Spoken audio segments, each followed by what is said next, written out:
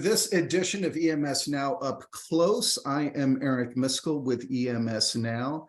And today I get to speak with Michael Künsebeck of in4ma. Michael, it's my first time getting to interview, so welcome to the show and thank you for taking time to speak to me today. Yes, thank you, Eric. Yeah. Now, listen, everybody knows with in4ma that, with Dieter Weiss, and I've spoken with Dieter and he's been interviewed plenty of times, but in4ma has more than just Dieter Weiss. It has other people and we can talk about the team, but you have been a critical team member there for quite a few years now.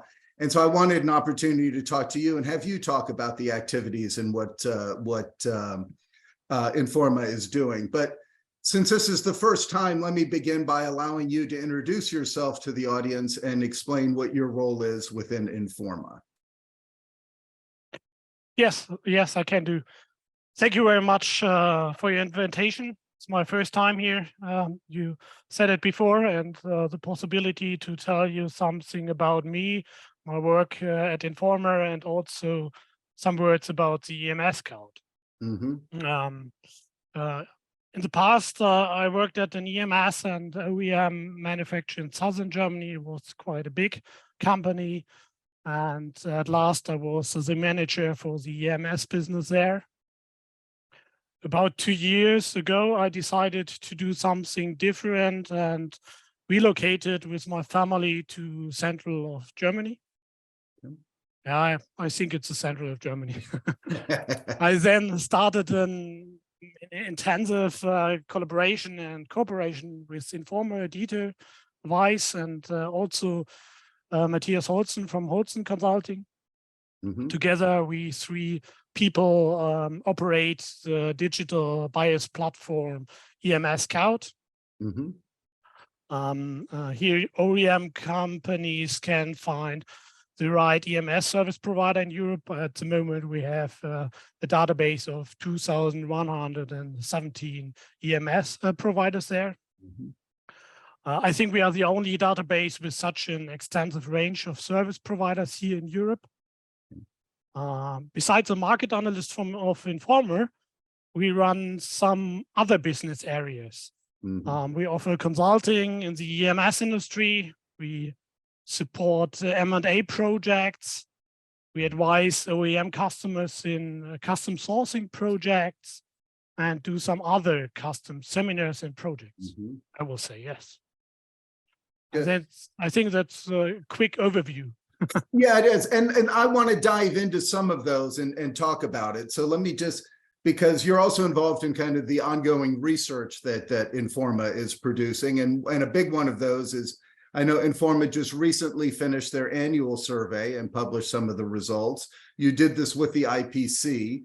Tell us about kind of in general what that covers. What does the annual survey? It's focused on the EMS companies in Europe, correct? Yes, absolutely. in4ma does annual survey every year at the beginning of the year. We started in January and want to finish at the end of February, so that we can give all the EMS company who are interested in an overview about the last year. Yeah. Some of them use this information for their business planning and something like that. And as you say, for me, it was the first time I prepared this annual statistic together with Dieter and the IPC. The IPC strongly support this work. We were often in Munich, in the bureau in Munich, in the office. Mm-hmm. And at the end of February this year, we finished the report. We finished the annual survey and we create a report about 73 charts with the main interesting analysis from the reporting companies. Okay. The participating companies get this report free of charge. All others can buy this report for 690 euros, not a lot. Yeah. So this year we had a new record of reporting companies. We get the data from 252 companies, and they correspond to a production volume of about 30% of the European market. Okay. And after we finished, there were 20 more companies who give us their data, which brings us to a total number of approx 272 companies, Okay. data from companies Okay. here in Europe. Yeah. And so tell me, what were some of the results? Kind of summarize some of the results from that. I know that you said, I mean, it was a good, and I know that from this I'm assuming 2022 was a good year for the EMS in Europe? Absolutely. I think there are two key points from the results. One is the growth rates. We're talking about 22.8%. It was a good year. And the other is the inventory of raw material. We ask for this information for the first time. Mm-hmm. And let's start with the growth rate. From previous analysis last year, we know that about 1/3 of this growth comes from price increases, the shortage of material. And about 2/3 comes from volume growth, Okay. organic. However, we cannot completely deduce growth in Europe from this. Two reasons of that.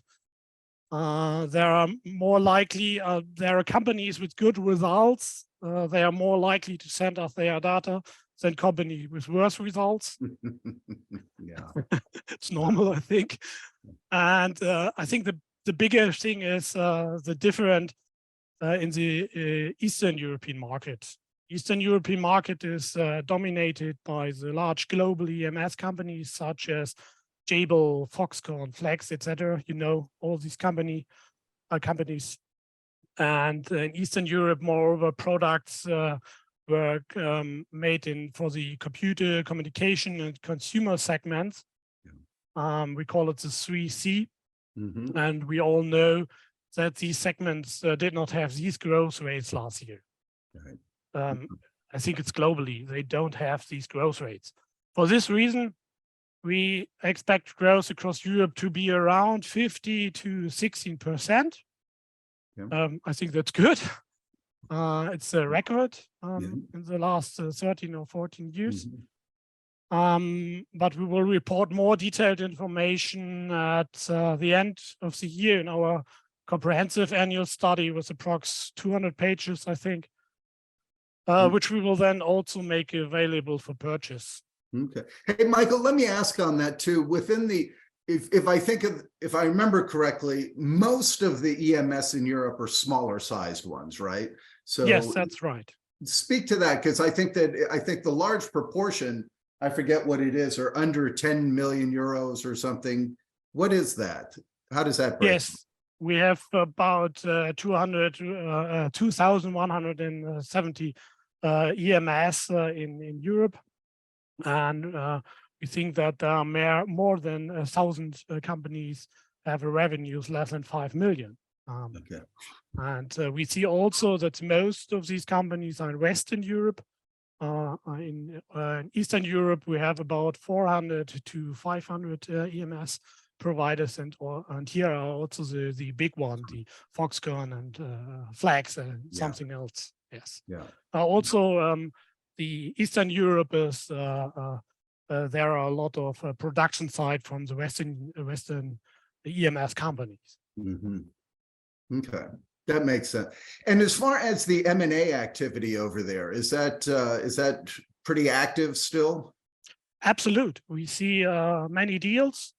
We are involved in some of these deals with our services. We are in contact with some private equities, something or big companies who want to grow by M&A deals.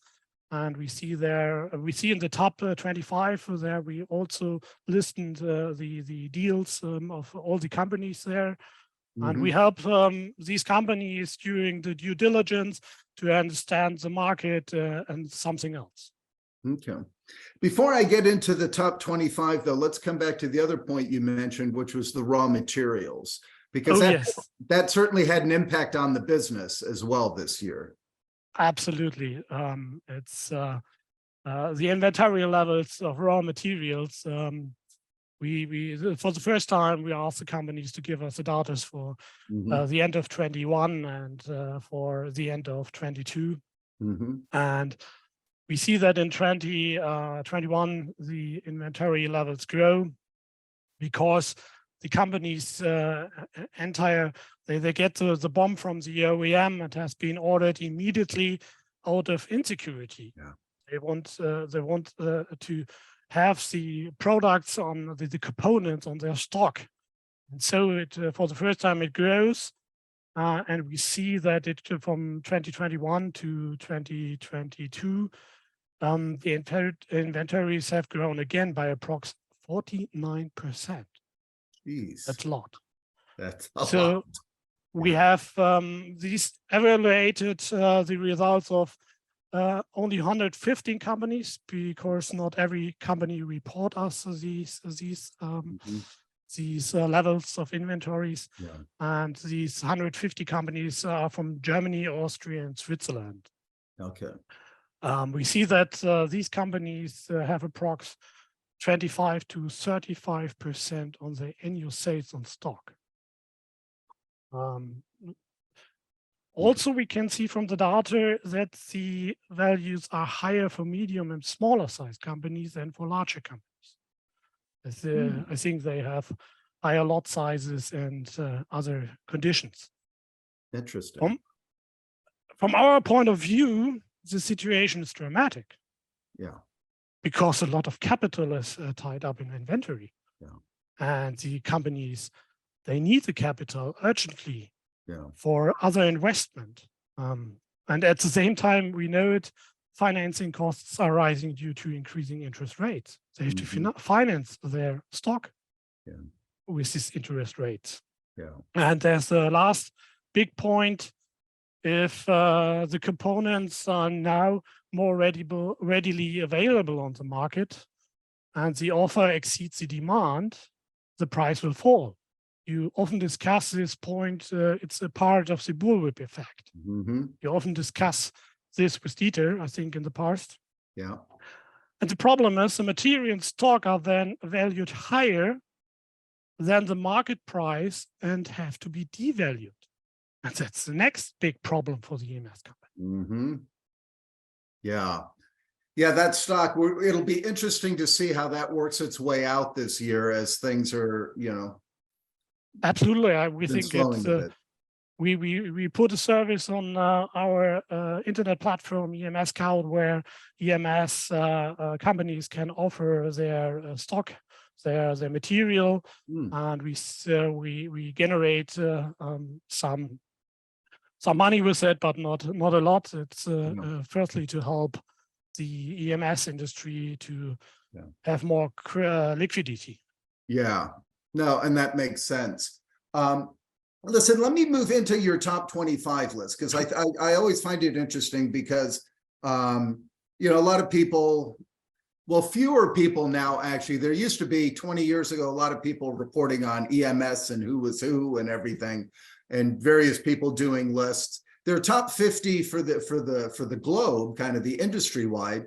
But in4ma's focuses on the top 25, right, for Europe, the European-based headquartered companies. Tell us about what happened this year. Yes, not only in Europe. Last year we we present a survey about the 100 EMS and ODM globally. Right. We present these data at the EMS IPC seminar in Tallinn.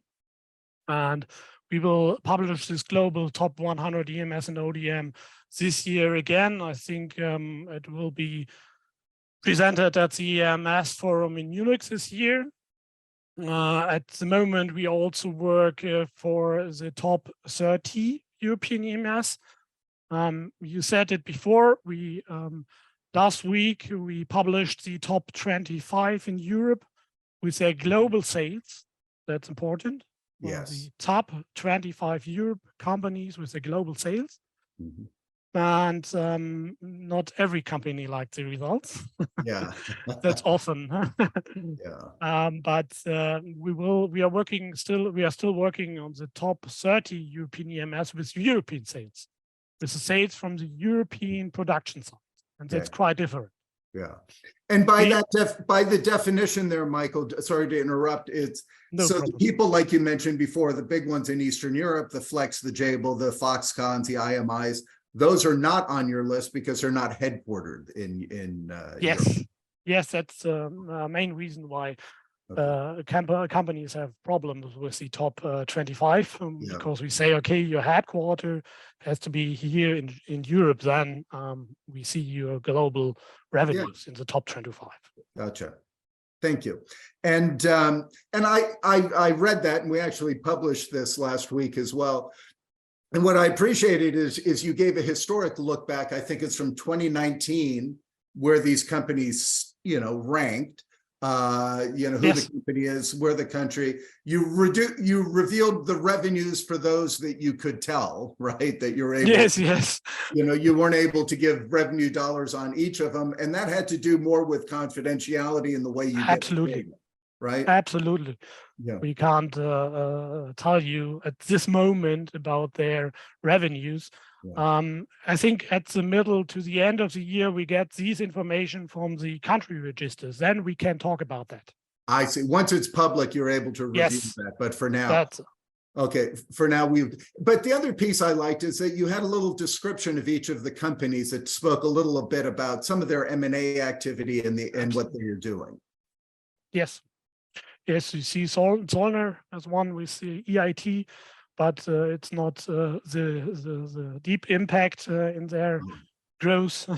They have always organic growth, but Cartec absolutely M&A growth. Yes. Or you see the big M&A deal with Enix and GPV last year. And at the moment, if we see both revenues together, it's the second biggest company here in Europe. Yeah. And I'm just looking, so on your list, it's Zollner #1, Scanfil #2, and GPV #3 this year currently. Yes, I think so, yes. Yeah, no, that is correct. Yeah. I'm looking at it. That's good.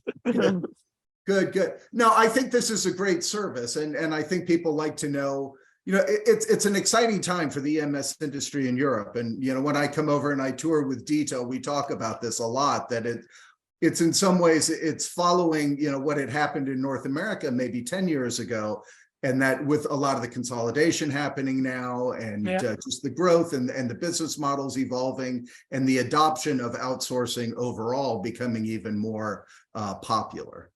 Absolutely. Yeah, good. Absolutely. Now the other thing, and I want to be careful of our time here and make sure we cover everything, is you're now the primary author for the EMS Telegram, right? This is the newsletter that in4ma puts out, and I believe you're in charge you do that now. Is that monthly or quarterly? Remind me. No, we created bi-monthly EMS, Europe Telegram.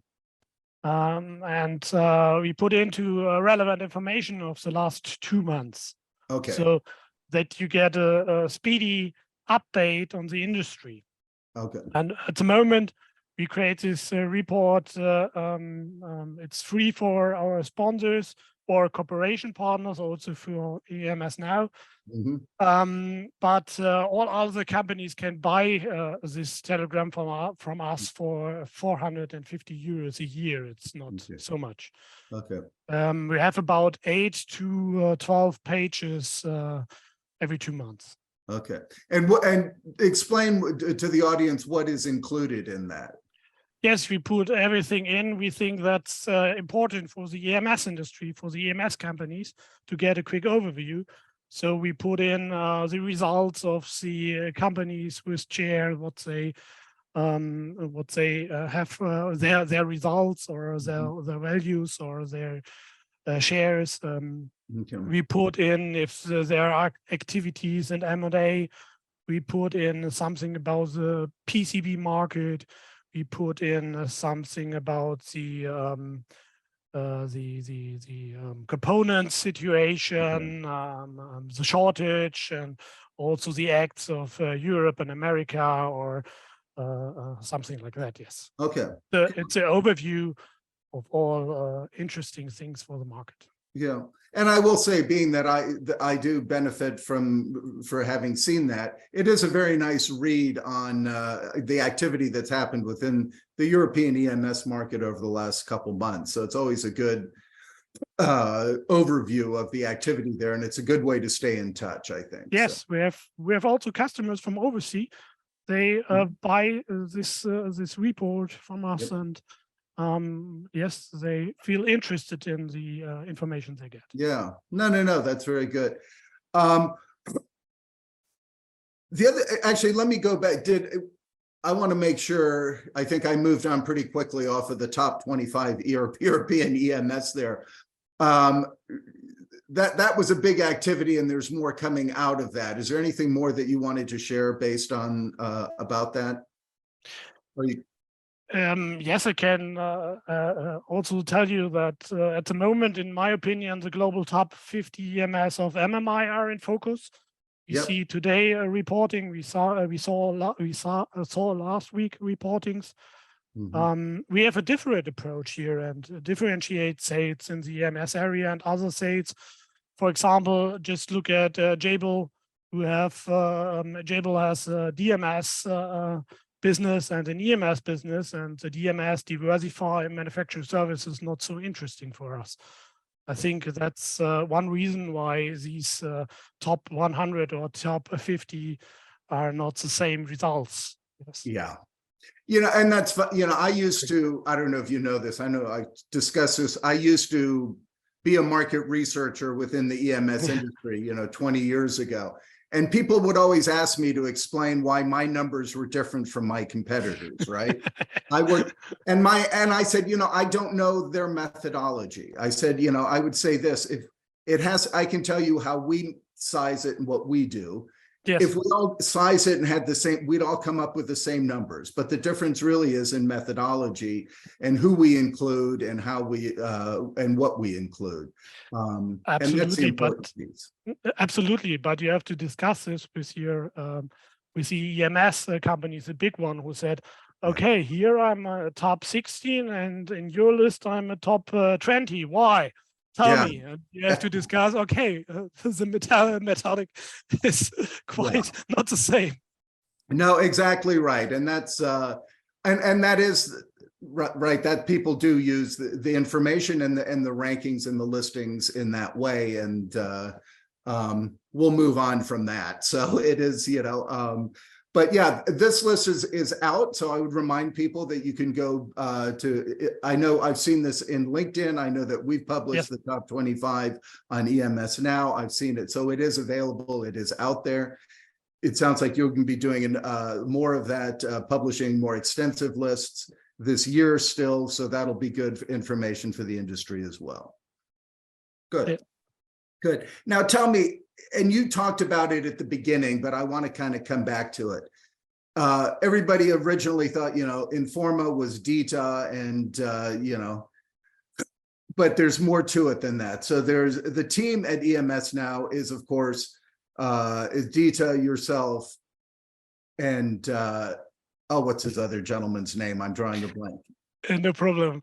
Yeah, it's Matthias. Matthias Holsten. Yes, we work. We are three at the moment. We are three guys. We call it ourselves the EMS Scouts here in Europe. It's the same name from our digital buyers platform. Yes, and we offer a wide range of services for the EMS industry.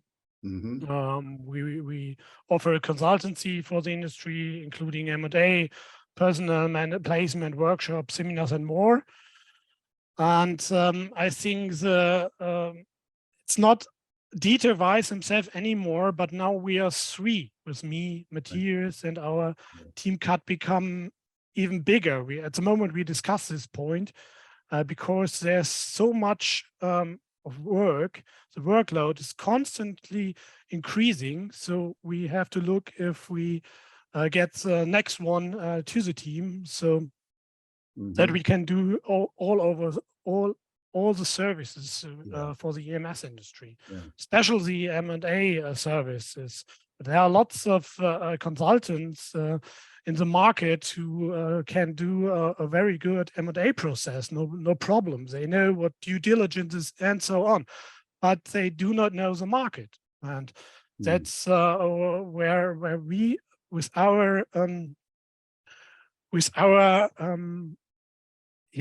experience, help them to understand if the machine park is okay, if the process is okay, if the sales is okay, if the value is okay sometimes. And so at the moment it's or yet it's not Dieter Weiss. It's also Michael Künsebeck, it's Matthias Holsten, and we are in different areas and different segments. And I strongly work together with Dieter on the annual survey on in4ma, also with the IPC, and on the EMS Scout, we work on the digital platform. We work on other businesses together with Matthias, and yes, that's good. I think. Okay. Now, and the other thing that I know that you've picked up and done more this year is you're actually going out and doing a lot of the presentations too. You're doing the industry presentations at industry events, at the IPC events, and speaking about the results of the data coming out of in4ma. Yes. We go to different fairs or booths. We are at the SMT. We are at last year at Electronica, at Productronica. Dieter goes to or were in London on an IPC workshop. Then you go to the Italian fair the first time this year. It's so many, I don't know. We organized the EMS forum for the first time this year. Dieter did it before, I think 4 or 5 years ago. He organized an EMS forum. The last 3 or 4 years, we were presenting at the EMS Tag in Würzburg, and this year we started with the EMS forum in Munich. That week we'll talk about some topics of the industry, M&A, and PCB in Europe, and something more. Yes, it's a lot to do this year. I know it'll be a busy, and I know that the EMS forum in June will be good. I know EMS now is a sponsor of that. I plan on attending that as well. Yes. But that is different this year in that the audience currently is it's limited to EMS and OEMs only, is right? And also to PCB, to European PCB manufacturers. That's the third big thing or organization or people. Yes, we don't want the suppliers on this event. We want to concentrate the C-level of the EMS on the topics for the EMS industry, and we don't want all the suppliers. It's not the right way, in our opinion, for this event. Okay, good.